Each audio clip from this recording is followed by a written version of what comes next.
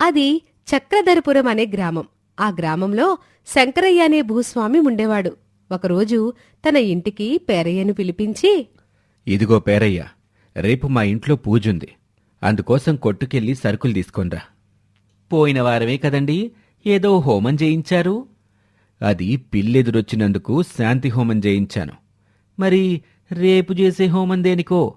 ఉదయాన్నే బయటికెళ్దామని గడప దాటుతూ ఉండగా సరిగ్గా నడినెత్తి మీద బల్లిబడింది. బల్లిబడితే తలస్నానం చేస్తే సరిపోతుంది గదండి, దానికోసం హోమం చేయించాలా ఏమిటి? నేనిదే విషయం పంతులుగారిని కనుక్కున్నాను. ఆయన దోష నివారణకు ఏదైనా హోమం చేస్తే సరిపోతుంది అన్నారు. కడుపు నిండిన వారికి గారెలు చేదా అనే సామెత ఉంది గదా, అది ఇలాంటి వాళ్ళని చూసే పుట్టినట్టు ఉంది. ఈ చిన్నదానికి అంత డబ్బులు ఖర్చు పెట్టి హోమాలు చేయించడం దేనికి? తలస్నానం చేస్తే సరిపోతుంది. బల్లి నెత్తిమీద పడితే తొందరలో మరణిస్తారని నేను విన్నాను. అయ్యో, అవన్నీ మూఢనమ్మకాలండి. వాటిని నమ్మి డబ్బులెందుకండి వృధా చేస్తున్నారు? అయితే మీరు నేను చనిపోవాలనుకుంటున్నారా ఏంటి? అయ్యవారిని చేయబోతే కోతైనట్టు సామెత. మంచి చెప్పబోతే వీడికి నేనే చెడుగా అయ్యేట్టున్నానే. అయినా మనకెందుకులే, వాడి డబ్బులు వాడిష్టం.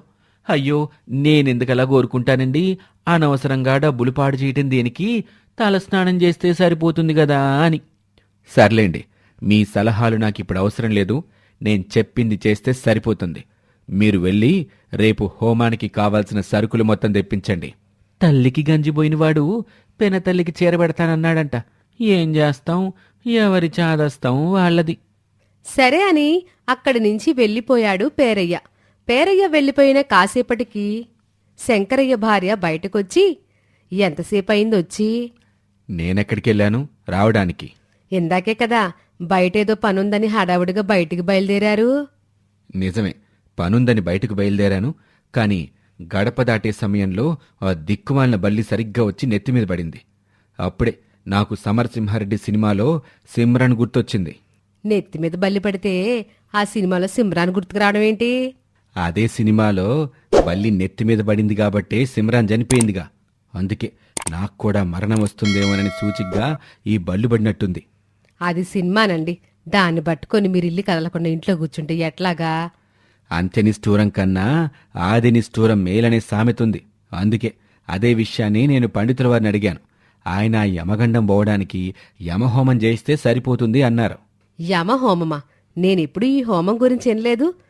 దమ్ముడి ముండకి ఏగా నిక్షావరం అనే సామెత ఉందిగా. ఎప్పుడైనా చేయిస్తేగా తెలుసుద్ది. నీలాంటి పల్లెటూరి మట్టి బుర్రలకి ఇట్లాంటివేమీ తెలియదులే. అయినా కాళ్ళకి తైలో రాసుకుంటే కళ్ళకి చలవ చేస్తుందా ఏంటి? రోజు రోజుకి మిస్ అక్కున పిచ్చితో ఆస్తినంతా హారతి కర్పూరలో అర్పిచ్చేస్తున్నారు. నేను చచ్చిపోయినా నీకు పర్లేదంటే చెప్పు, నేనీ హోమం చేయించనులే. ఎవనంటే చాలు ఇట్లా వంకర టింకరగా మాట్లాడతారు. సరే అయితే, నేనెట్టాగో పోతాను కాబట్టి ఆ ప్లీడర్ గాని పిలిచి ఆస్తంతా నీ పేరు మీద రాయిస్తానులే. ఈలోగా అక్కడికి వచ్చాడు శంకరయ్య స్నేహితుడు. ఏమిట్రా శంకరయ్య, ఎక్కడికో పోతానంటున్నావు? నీతో పాటు నన్ను కూడా తీసుకెళ్లొచ్చుగా. నేనింట్లో ఒక్కనే ఉంటున్నాను. ఆయన వెళ్ళే చోటికి మీరెందుకులన్నయ్యా? మీరెళ్తే వదిన బాధపడుద్ది. వెళితే అక్కడుండిపోతామా ఏంటి? తిరిగి మళ్ళీ వస్తాంగా. నేనెళ్లే ప్రదేశం వెళ్లడమే తప్ప తిరిగి రావటం లేదు. ఏ, అక్కడే ఉండిపోతావా ఏంటి మా చెల్లెల్ని వదిలేసి? అవునరా, అక్కడే ఉండిపోతాను. మీ చెల్లెలు కూడా అదే కోరుకుంటుందిలే. ఏం కాపండి మీ పిచ్చి పిచ్చి మాటలు. నేనెప్పుడన్నాను మీతో అట్లాగా? ఇప్పటిదాకా అదే కదా గొడవ చేశావు, డబ్బులన్నీ నాశనం చేస్తున్నానని. అసలు మీరు దేని గురించి మాట్లాడుతున్నారు? అదే అన్నయ్య, ఉదయం ఈయన బయటికి బయలుదేరుతున్నప్పుడు ఆయన నెత్తి మీద బల్లి పడిందంట. దానికి పరిహారంగా రేపు యమహోమం చేయిస్తున్నారు. ఈ హోమం గురించి నేనెప్పుడు వినలేదు. ఇదే కొత్తగా వింటున్నాను. నేను కూడా అదే అంటున్నాను అన్నయ్య. ఇలాంటి వ్రతాలు, పూజలు, హోమాలు నేనెప్పుడు వినలేదని. ఇంతకు ముందు వారమే కదా పిల్లి ఎదురొచ్చిందని పిల్లి హోమం ఏదో చేయించావు. ఇప్పుడు మళ్ళీ బల్లి పడిందని ఈ బల్లి హోమాలు చేయిస్తున్నావా? ఇంతకు ముందు వారం అసలు ఏం జరిగిందో మీకు తెలుసా అన్నయ్య? తగువెలా వస్తుంది జంగం దేవరా అంటే బిచ్చం బెట్టవే బొచ్చుముండా అన్నాడంట. ఈ సామెతుందిగా. ఏం జరిగిందో కొంచెం వివరంగా చెప్పమ్మా. అసలు ఇంతకు ముందు వారం ఏం జరిగిందంటే, నేను పెరట్లో పని ముగించుకొని ఇంట్లోకి వచ్చేసరికి ఈయన హాల్లో కూర్చొని ఉన్నాడు. అప్పుడు నేను, ఏంటండి ఈరోజు సమయానికి పొలానికి వెళ్ళిపోయేవాళ్ళు కదా, ఇంకా పొలానికి వెళ్లకుండా ఇక్కడే ఉన్నారు అని అడిగా. అందుకైన పొలం వెళ్దామని బయలుదేరాను. కాని ఇంతలో ఆ నల్లపిల్లి ఎదురొచ్చింది. నల్లపిల్లి ఎదురొస్తే మీకేంటంటే ఇబ్బంది? దాని అది పోతుంది. అలాగాదే, ఎక్కడికైనా పని మీద బయటికెళ్ళేటప్పుడు శకనం చూసుకొని వెళ్ళాలంట. లేకపోతే వెళ్ళిన పని సరిగ్గా అవ్వదంట. అలా కాదురా బంగారయ్యా, మొన్న ఇలాగే పట్టించుకోకుండా బయటికెళ్ళాను. ఎదురు దెబ్బ తగిలి ముందుకు పడ్డాను. మోకాలు చిప్పలు రెండు రక్తం వచ్చేలా దెబ్బలు తగిలాయి. నువ్వు కళ్ళు నెత్తిమీద కాకుండా నేల మీద పెట్టి నడిస్తే నీకా పరిస్థితే వచ్చేది కాదు.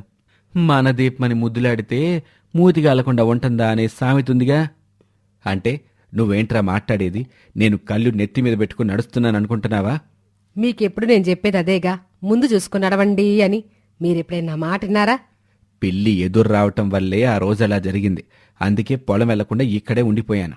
మొన్న కూడా పిల్లి ఎదురొచ్చిందని నువ్వు నీళ్లు పెట్టకుండా పొలాన్ని ఎండగట్టావు. ఇటా పొలాన్ని ఎండగడితే మంచి దిగుబడి ఎక్కడి నుంచి వచ్చుద్ది? అంటే పొలం వెళ్లకుండా ఇక్కడే ఉంటే జరగకుండా అయిపోతుందా? ఎందుకు కాదు, తప్పకుండా ఆగిపోతుంది. పని ఎగ్గొట్టడానికి ఇలాంటి సాకులు చెప్పుకుని ఇంట్లో కూర్చుంటున్నారు. ప్రతిదాన్ని అట్టా పట్టుకుని కూర్చోకూడదురా.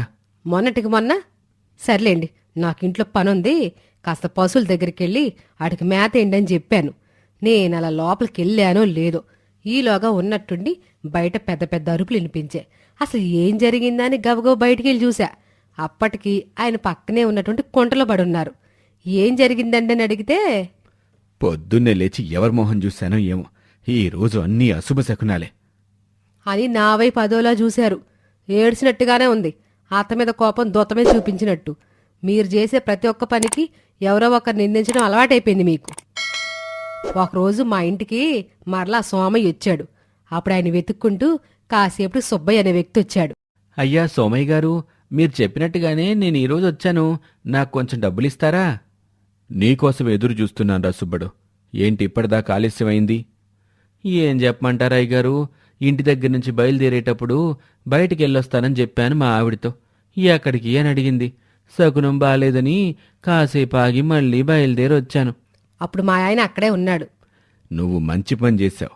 అలా ఎవరైనా బయటికెళ్ళేటప్పుడు ఎక్కడికి అని అడిగితే వెళ్ళిన పని అస్సలు సరిగ్గా జరగదు.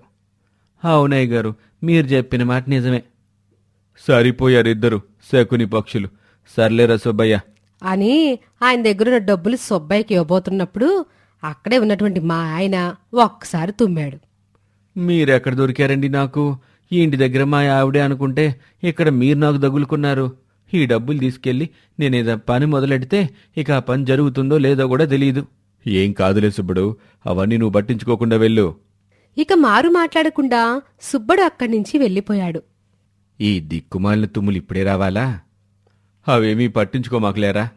అలా 4 రోజులు గడిచిన తర్వాత పొలం నుంచి ఇంటికి వచ్చేసరికి మీరు కాసేపు తుమ్ము నాపుకుని ఉంటే ఈరోజు ఆ సుబ్బడికి ఊరికి డబ్బులు ఇవ్వాల్సి వచ్చేది కాదు కదా. నేను తుమ్మటానికి ఆడికి డబ్బులు ఇవ్వడానికి సంబంధమేంటి?